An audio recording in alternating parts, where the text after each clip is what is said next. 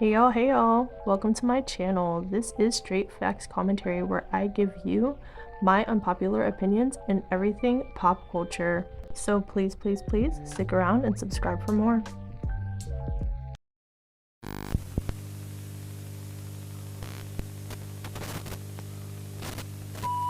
Hey y'all, I'm back again with another video, and in today's video, you see the title. We are going to be talking about female rappers and budgets, okay? Just my thoughts and opinions and me ranting and raving as usual. So if you're interested in that, female rap, pop, conspiracy theories, trending topics, and my unpopular opinions, whatever I feel like getting into for real, then go ahead and subscribe and let's get into this video. Also, really quick, if you are new, I am going to be doing a Q&A style video at 5K. So if you're interested in getting to know me a little bit better and being a little bit nosy, go on ahead and subscribe for that. Okay, so you see the title. Yeah, I said it.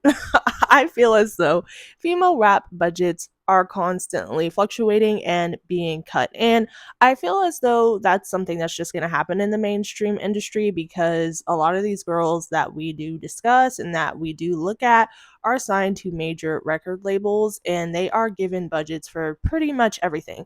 Unless you're an independent artist and you're kind of using all of your own money and coins to scrape together visual concepts and ideas and do little cheap little shoots here and there, you're going to need a huge team of people who have the money and resources that you might not to give you these visual budgets and theatrics for your music. And of course, a lot of us who watch these girls and pay attention to music and pop culture and female rap culture and all that stuff, we're not in the boardrooms. We are not in these executive spaces. We don't know if budgets are actually being cut or not.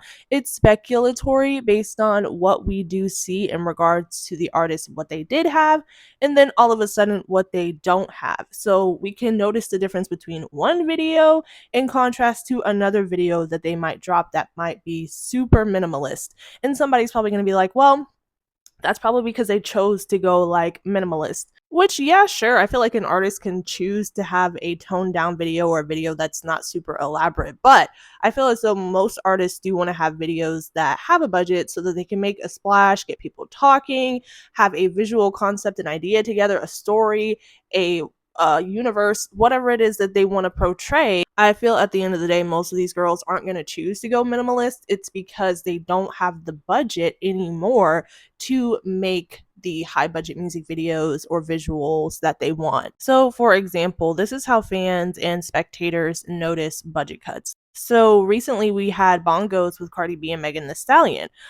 Very beautiful music video, and fans raved about how visually stimulating the video was and how it looked like a large production. And Cardi B even said herself that she spent 2 million of her own dollars, I think, plus whatever the label was giving her to produce this music video and how gorgeous it was, okay?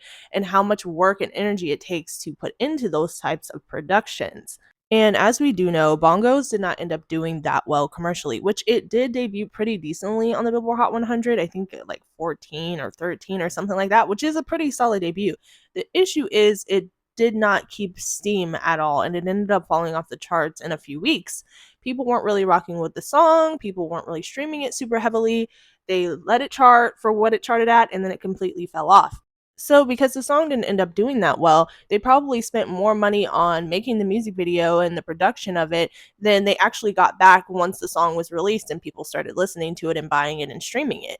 So, what happens in those cases, the label sees that and they're like, okay, well, people didn't really mess with the song like that. We spent all this money on a music video just for the song, not to make back the money that we put into the visual.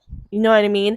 So then you drop some more music videos and they're significantly lower budget, and you can tell that they are cheaper videos, which is nothing wrong with that, but you can obviously tell there's a difference because the label or the artist themselves is trying to save their money. So for example, Cardi B put out Like What, and then she also put out her Enough Miami record, and both of those songs came with music videos. But if you notice, the music videos are very minimalist.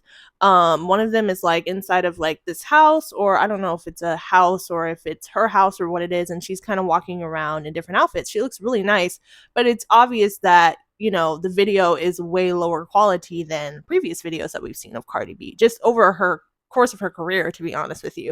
And then Enough Miami is just filmed in one room, it looks like, with like a blank background. There's nothing else going on in the video besides her again in these different interesting outfits. She has like this little ottoman thing that she is on top of throughout most of the video. And she's just kind of in one space. And I was just thinking when I watched this video, like, what was the point of this? Also, we have artists like Lotto. She put out a song, I think, called It's a Party. And then she also put out a song called Sunday Service, and Sunday Service had a pretty decent video. I don't know if the budget was huge, but it was a decent quality video, and Sunday Service didn't end up doing that well, and it was supposed to be pushed as her next big single. So her next videos might not be super high budget because of that. Also, I don't know if you guys remember, but right before Sweetie put out Nani, there was this back and forth because fans were like, hey, Sweetie, when are you going to drop the track? You've been teasing it. And apparently, Sweetie was waiting on her label to approve the budget for the music video that we got. So it seemed to be delayed in some way. So eventually, she did end up putting the music video out, I guess, once her record label said, okay, we'll invest in this video because we are hoping that the song goes well. Well, it turned out that Nani did not end up doing good commercially at all, and I don't think it even charted to begin with. Not to say Sweetie fans didn't support it at all, because I really like the song and I still play it. But a lot of y'all did not stream that record. So, because of that, her next music videos or her next endeavors probably will not have budgets, because her label is probably like, girl, well, we put the money into Nani and it didn't perform how we wanted to perform, and we gave you a budget for this video and we did not get our money back. So the next few songs that Sweetie puts out, they probably won't have a video. And if they do end up having a video, it's going to be a video that is going to be done for free, that can be shot either for free or shot very cheaply, so that the label isn't running up extra money on visuals and the music isn't making any money back. That's the whole thing. That's the whole give and take of it all. Okay, so kind of touching on Ice Spice a bit. Ice Spice never had a huge budget for music videos, in my opinion. Like Deli, that music video was literally shot in front of a deli. You Think You the Ish, that video was shot like just kind of locally as well, nothing crazy. She did have Gimme a Light, that had a little bit more of a budget that you could tell. And then she just released Fat Butt, right?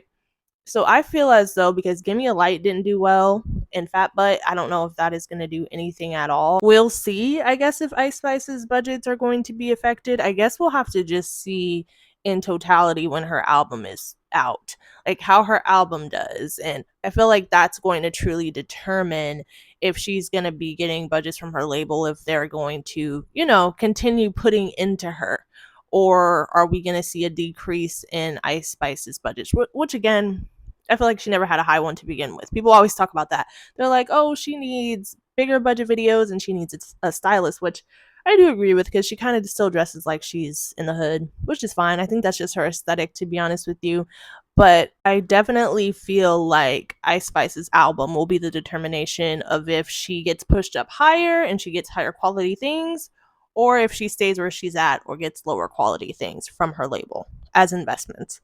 But at the end of the day, I feel as though you have to be selling the music appropriately so that the label trusts that you're going to be able to make that money back, to be able to get these advanced budgets for promotion and for music videos and visuals. So if we see the girls are either not putting out no videos at all, or the videos look like you could have recorded it, then it's because the label's like, all right, girl, you're not selling enough music, and that's just that. That's normally how that goes. And then once they do it so many times to where they're not selling anything, that's when they're at risk for being dropped from the label entirely, which I kind of talked about a little bit in regards to Coi Leray, how I suspected that she was dropped from her last label because she just moved to a new one, and she was making it out to be like she moved to it on her own, but that's usually not how that works. Either they fulfill their contract or they're dropped. So I feel as though because Coi Leray has not been selling music like that, the label that she was previously on dropped her and she went to a new home. You know what I'm saying? So that's what could happen at the end of the day to a lot of these artists too. They put out music for X amount of time, they don't make enough of that money back, and the label ends up saying, well, you're not making us any money, we could have your spot for somebody else who will. Period. And that's what they do. So, there's a lot of different things. But yeah, I definitely feel like female rap budgets, all in all, are being cut. You know what I'm saying? Because the music isn't selling the way the labels that they're signed to would like. And all of this could be solved by just making better music, child. But you guys let me know what you think about that. Do you believe in budget cuts? Do you think that it's these girls' choices to have lower quality videos, or do you feel like it's definitely label related?